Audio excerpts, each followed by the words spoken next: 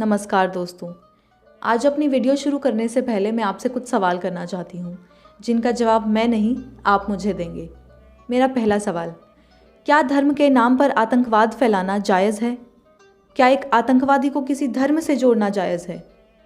क्या किसी धर्म को आतंकवाद फैलाकर बचा सकते हैं?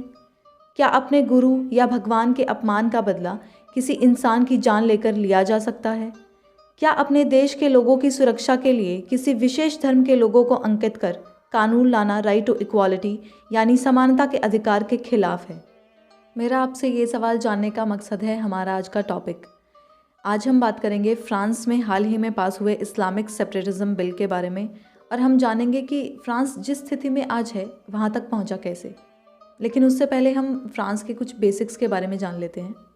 फ्रांस की आबादी लगभग 6 करोड़ 70 लाख है, जिसमें से 41% लोग रोमन कैथोलिक हैं।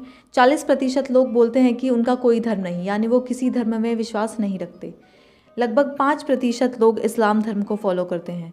मतलब इस्लाम फ्रांस में दूसरा सबसे ज़्यादा फॉलो किया जाने वाला रिलीजन है। France United nation security council में एक परमानेंट मेंबर है और दुनिया की 7वीं सबसे बड़ी अर्थव्यवस्था है in terms of nominal GDP. लेकिन सवाल है कि इतने प्रोग्रेसिव कंट्री में ऐसा क्या हुआ कि उन्हें एक विशेष धर्म के खिलाफ कानून पास करना पड़ रहा है। फ्रांस का एक satirical weekly newspaper Charlie Hebdo, जो हमेशा कंट्रोवर्सी में रहता है अपने कार्टून्स को लेके, जिनके ज़रिए वो अटैक करते हैं पॉलिटिकल और रिलीजियस लीडर्स पे, ऐसा ही एक कार्टून 2012 में चार्ली हेब्डो ने इस्लामिक प्रॉफेट मोहम्मद के खिलाफ छापा, जिससे गुस्सा होकर 2015 में इस्लाम फेथ के 2 लोगों ने चार्ली हेब्डो के ऑफिस पर अटैक किया, जिसमें 12 लोगों की जान चली गई और 11 लोग घायल हो गए। और ये चार्ली हेब्डो के ऑफिस पे कोई पहला अटैक नहीं था। इससे पहले भी बहुत बार अटैक्स हो चुके हैं क्योंकि वो प्रॉफेट मोहम्मद के खिलाफ कई बार कैरिकेचर्स छाप चुके हैं।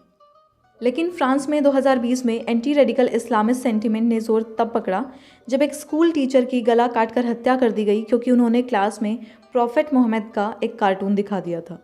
इसके बाद फ्रांस में बैक टू बैक कई अटैक्स हुए। इन सब इंसिडेंट्स के बाद फ्रेंच प्रेसिडेंट इमैनुअल मैक्रों ने अटैक्स की निंदा करते हुए इस्लामिक रेडिकलिज्म को काउंटर करने के लिए एक बिल लाने की बात कही, जिसके खिलाफ फ्रांस में प्रोटेस्ट हुए और मुस्लिम मेजॉरिटी कंट्रीज़ ने फ्रांस को बॉयकॉट करने की मुहिम चलाई।